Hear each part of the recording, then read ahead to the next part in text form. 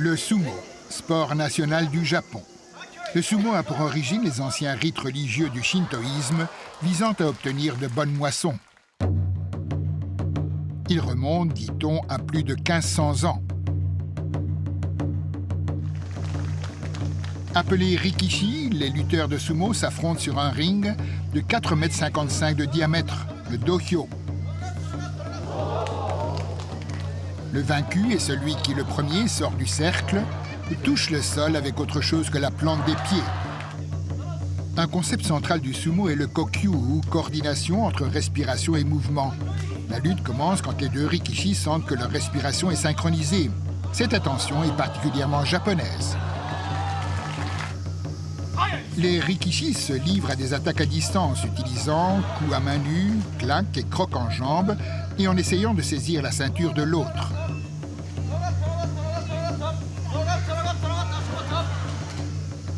Dès le choc initial, les rikishi manœuvrent pour se déséquilibrer mutuellement et recourir à une technique de force. À mesure que le sumo est passé de ses origines rituelles à un art martial, il a contribué à inspirer d'autres formes de budo.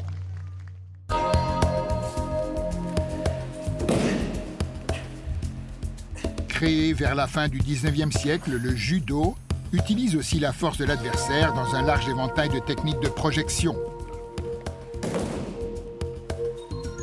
Lorsque votre adversaire attaque, vous déviez sa force et vous l'utilisez pour le vaincre.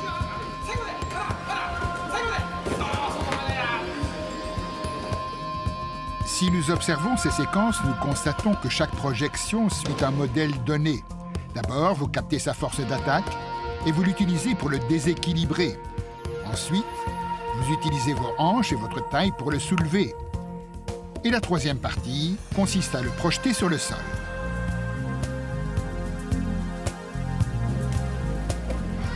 Dans le judo, souplesse surpasse rigidité. En utilisant adroitement l'équilibre, ce budo permet aux petites tailles de battre des adversaires bien plus grands.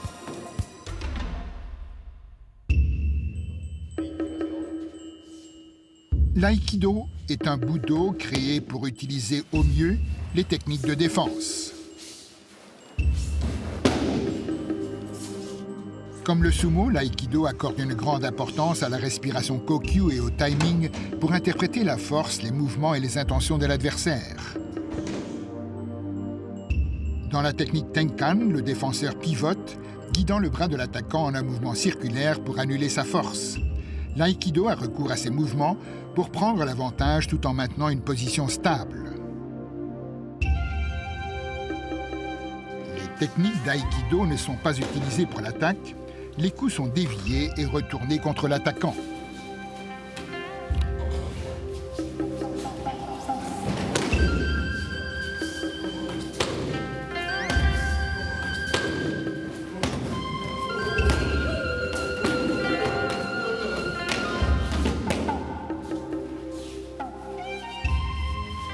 Les principes du levier sont employés pour emprunter la force de l'autre.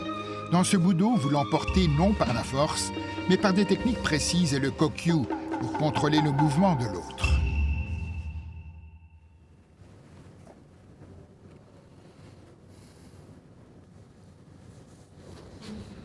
Dans le karaté, la main remplace le sabre.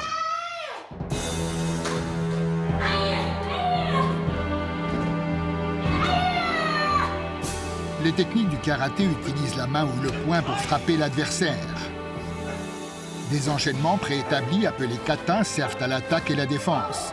Pratiquer les katas jusqu'à ce qu'ils deviennent automatiques permet d'améliorer sa dextérité. En plus des frappes des mains et des pieds, le karaté enseigne des techniques de défense pour bloquer ou intercepter une attaque. Il faut s'entraîner jusqu'au point où l'on peut deviner sans réfléchir ce que ses opposants s'apprêtent à faire.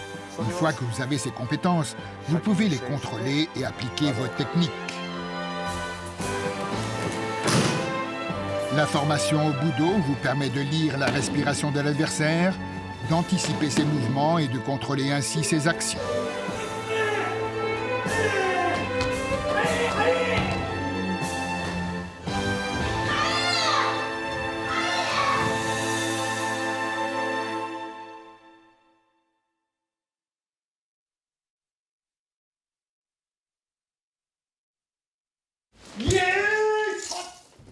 Les arts du Budo, qui perpétuent l'esprit des guerriers samouraïs et leurs techniques martiales, préservent aussi certains objets, armes et équipements singuliers. Ces articles sont encore fabriqués et utilisés exactement comme il y a plusieurs centaines d'années. Le kendo s'est développé à partir des méthodes d'entraînement au sabre des samouraïs.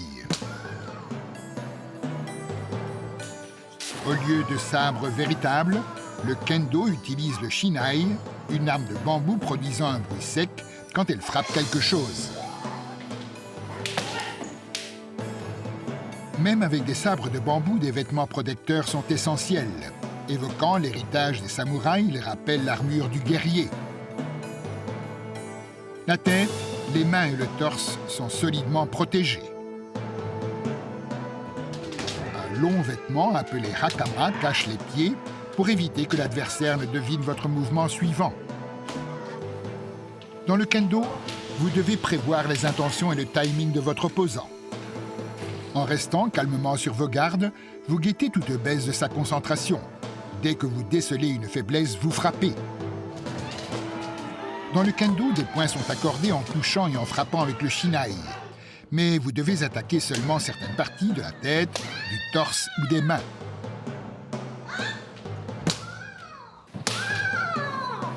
Dans l'art Budo du kendo, tout dépend de la concentration mentale et de l'action instantanée, dès que l'on décide d'attaquer.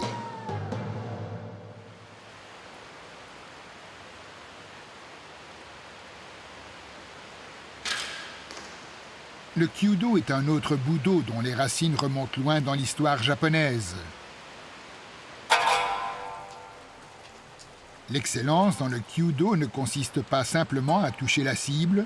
Les mouvements doivent être exécutés avec grâce en respectant les règles de l'étiquette du kyudo. L'arc et les flèches sont fabriqués avec des méthodes et des matériaux inchangés depuis plus d'un siècle. Le bambou est le matériau principal et les flèches, durcies à la chaleur, sont munies de 3 ailerons. Les ailerons assurent la stabilité pendant la trajectoire.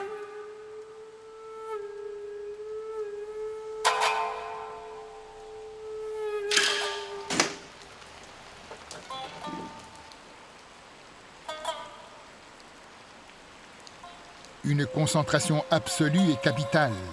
Et il n'est pas rare qu'un archer s'applique pendant plus de 10 minutes avant de décocher sa flèche.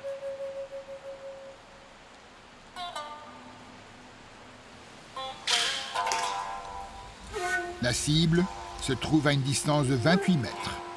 Avec ses flèches réalisées impeccablement, un archer chevronné peut toucher la cible même les yeux fermés. Instruments et équipements traditionnels utilisés dans les diverses formes du Budo aident à concentrer et affermir la force de volonté.